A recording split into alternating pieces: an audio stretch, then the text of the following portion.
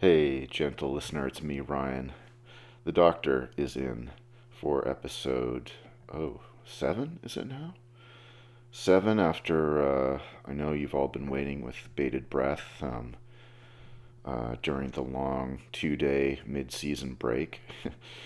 And it strikes me that I'm thinking about, and I've labeled these things as episodes rather than chapters, even though I said this was a book initially. um, which reminds me that it's not a book. It's much closer to television. It's time based and this sort of thing. And so I'm just going with this whole kind of radio format because I like it. It's fun and it fulfills my DJ fantasy.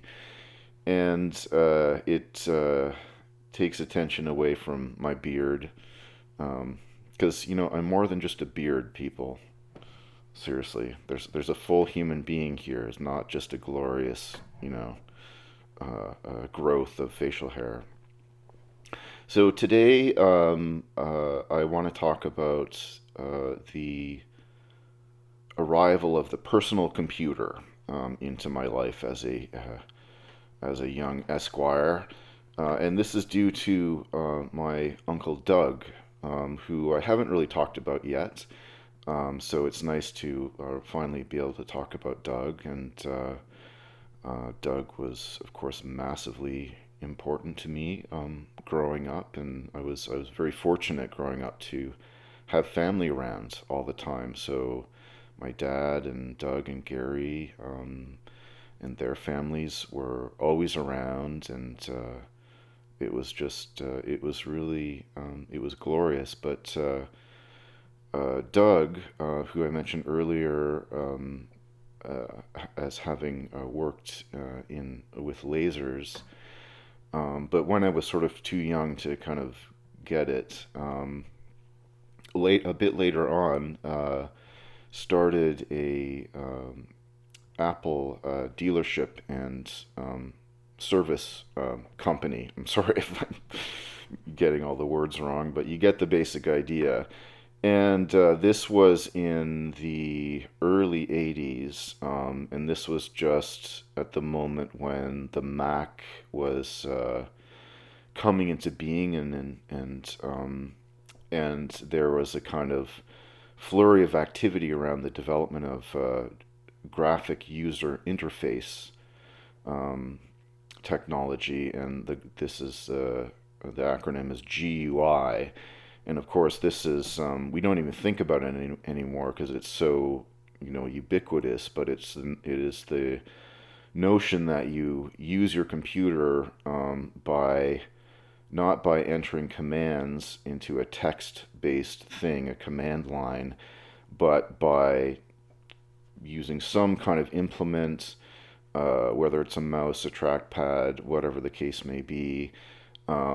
You are manipulating graphic representations on a screen in order to do things like read files and launch programs and so forth.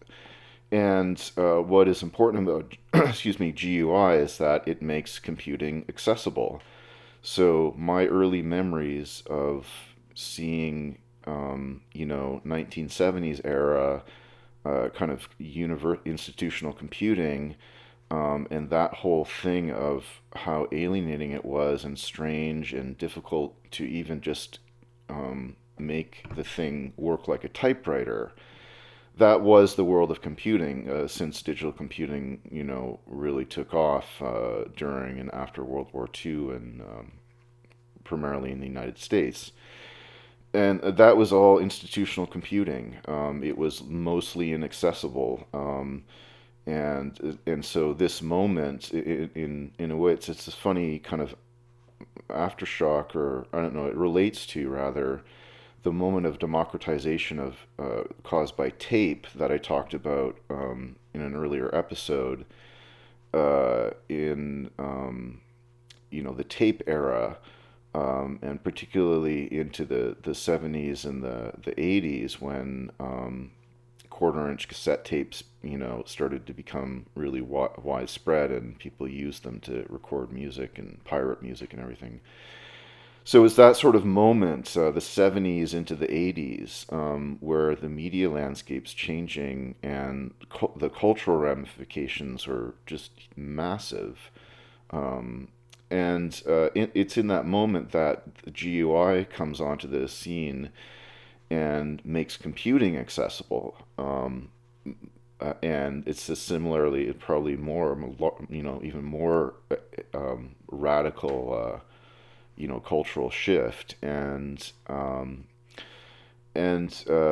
I remember, I do remember seeing. I don't remember the first time I saw the Apple Macintosh. So that famously was, and normally I don't have the dates in my mind because I don't want to do research before these things because I want it to be spontaneous. Besides which, you can look up, anyone can look up the dates instantly on Wiki while they're listening. So it's sort of that footnote thing, which has been my life for decades. Is really it's a book artifact. It's not a whatever this is, new media artifact. So you guys can do the footnote checking if you want to. And I'm an open book. That was an unintended pun. I'm gonna get stuff wrong because I'm working from memory, and that's just how it is. But anyway, I do know because I reminded myself of this, that the Mac came into the world in 1984, and that, of course, was the year of the famous Ridley Scott commercial, which is aired during the Super Bowl, which riffed off of the 1984, of course, Orwell, but also the film that had.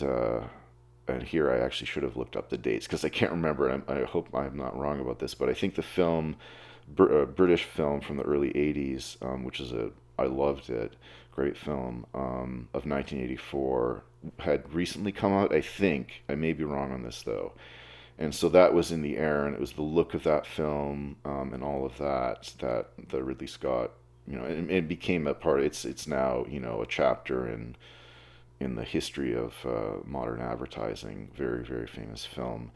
So it was a cultural event. It wasn't just a kind of nerd event, right? It was a cultural event, and a very exciting moment for people who are interested in this sort of stuff. And Doug's always been a pioneering kind of thinker and engineer and just creative person, and he was on the he was right at the forefront of this when this was happening. And so I remember the Mac very clearly because I spent hours. I mean, they couldn't get rid of me over there. I was just endlessly on that thing, and no one had one. I only had access to one because of just this sheer dumb luck of my uncle started this dealership, and it was incredible. Like I knew like I talked about earlier, I'd used the Apple IIs, and they had some graphic capacities enough to make a worm race game, and I had seen graphics, color computer graphics, with the Amiga. And actually, now that I'm thinking about that, I probably don't have the timeline right. Maybe that was after I'd seen the Mac. It must have been. Anyway, the Mac. So, 1984, I was 11, and the Mac. It came with. So first of all, it was this big hunk of plastic, and it wasn't like the computers I'd seen before that my dad had brought home, which were much more like kind of components, instruments rather, the sort of thing you see in his lab, and they were things that scientists used and had the knowledge to kind of know how to operate and hook up together and calibrate and all of that stuff that requires the years of training, specialized knowledge. So that was the world of computing. But the Mac came along, and the computer was no longer an instrument; it was an appliance. And that term, appliance, I think I owe that to Alan Sondheim, who first coined that. At least he's the first person I encountered using that term to describe kind of what computers had become or were becoming. sort of these appliances like that were just integrated into our daily lives, and that was the shift that was happening. I think that's a good term. And so it was this thing. I was constantly going over to my cousin's place and to use the computer, and I mean, it's amazing to think about it. So it came without an operating system in it, and everything was on a floppy disk. You put it in, it had the operating system, and I think it had enough room for a program of some kind. You're always so limited by the capacity of the disk drive and the disks. And so you had to swap disks a lot. And so the earliest, and this I only know from looking it up, but I remember it from, as soon as I read it, that the earliest ones came with Mac Paint and Mac Word. And so you had a word processing program, and you had a graphic program. And Word, I don't know. I mean, I used it, of course, right away, but it wasn't such a mind-blowing thing because I had seen, the earlier versions of word processing. But the paint was something. Paint really, that was some sort of profound, whatever aesthetic, artistic, developmental experience. Because it was easy, it was instantaneous, there was no command lines and checking code and none of that. Oh, I have to go to the library to figure this out, and wait, there's no books on it. It was all, so we talk, I mean, people talk about that stuff being intuitive. It was intuitive.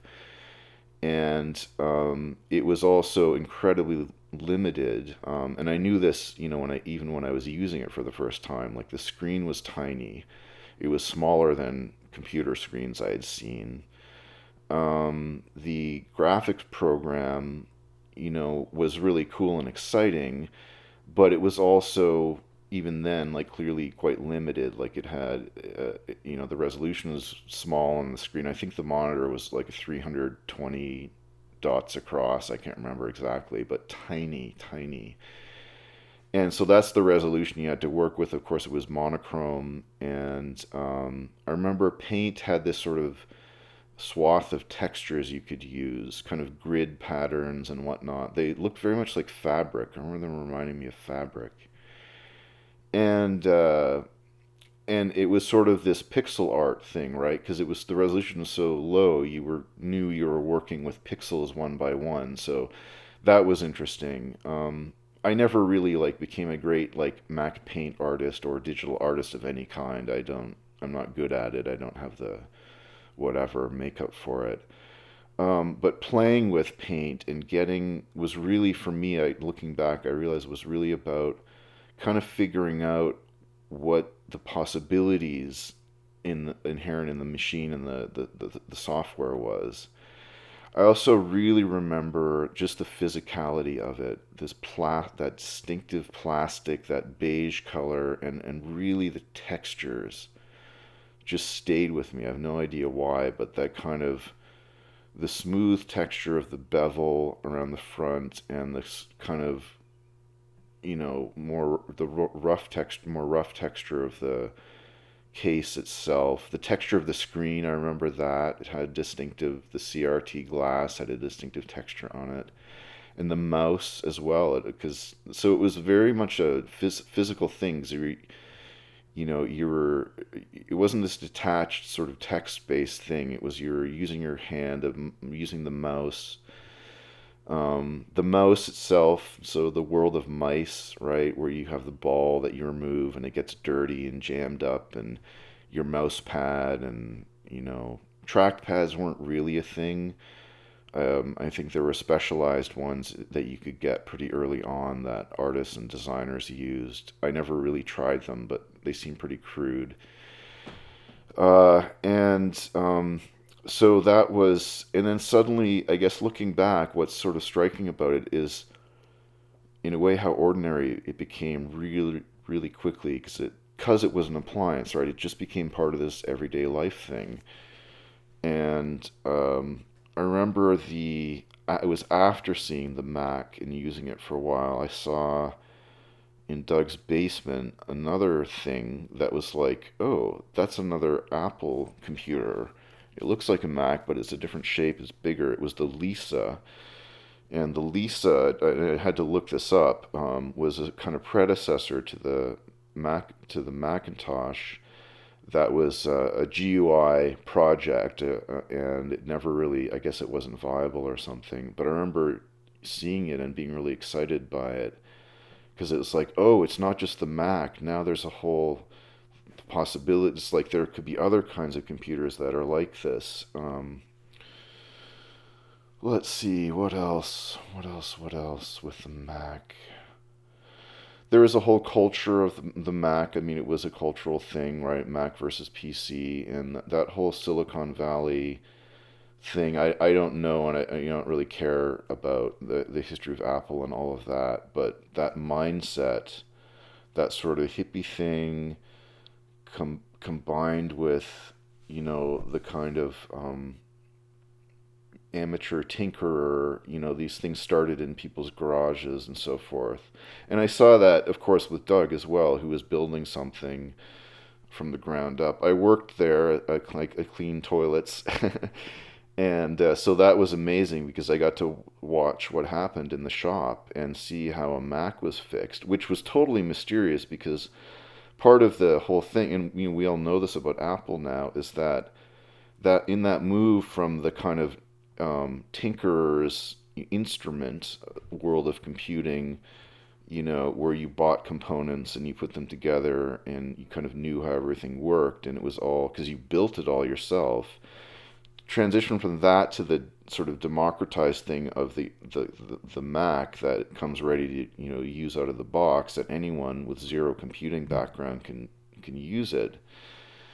Um, the flip side of that was that you kind of lost control of the object, like it became opaque, and that beautiful design, the counterpart of that is it kind of enclosed everything. And I remember, watching Doug open the cases and stuff, and there's a specialized instrument to do it, and sort of and being struck by it, like, oh, that's how it works, right? Like it wasn't as compared to, because I'd seen my dad take things apart and put them together a million times. Like it was just sort of normal, and you kind of see how it all fit together. So but the Mac thing, the once it became an appliance, then it's a piece of design.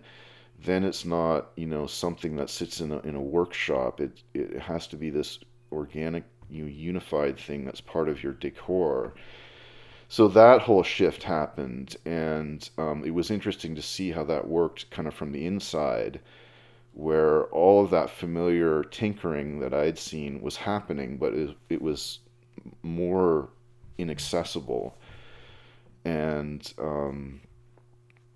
so yeah, that was interesting. And then there was the whole division between like which way is are the institutions going to go, Mac or PC, and which way is industry going to go, and which way is photography and the art world going to go. And of course they went to Apple, and then the sort of constant, then the new world of GUI in which Apple and PC, or the whole world of again, I'm not a computer person. I'm sorry. I'm probably making a fool of myself.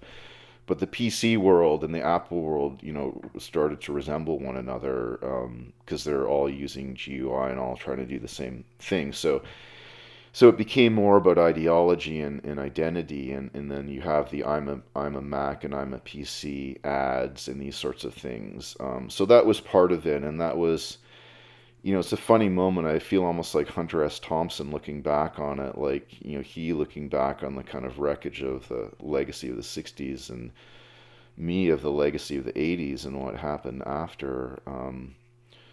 It's that moment of that Silicon Valley, the early tinkerers' idealism, and then sort of what became of it is a really, to me, really poignant because I'm not making a political statement. It's like, however you want to interpret that arc of development, is really a profound thing, and because an old world was lost and a new world was created, and it swept all of us up in it.